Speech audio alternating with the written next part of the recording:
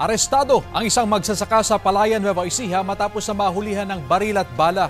Sa Calamba, Laguna naman, 3 ang patay matapos na pagpupukpukin ng bakal na tubo. Ang mainit na balita hatid ni CJ Torida ng GMA Regional TV.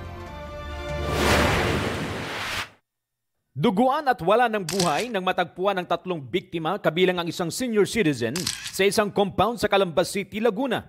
Ayon sa pulisya, pinagpapalo ng sospek ang mga biktima gamit ang bakal na tubo. Bantay sa investigasyon, nag-iinuman ang mga biktima bago mangyari ang krimen.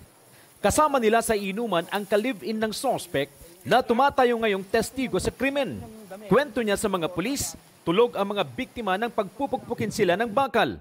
Nakatulog doon din lang sa area na yon.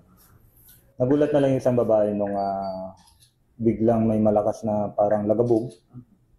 Nagulat siya yung isang katabi niyang lalaki, iduguan na. Arestado ang suspect sa follow-up operation. Paliwanag niya, nagawa niya ang krimen dahil umano sa selos at pagtataksil. Nahaharap siya sa reklamang multiple murder.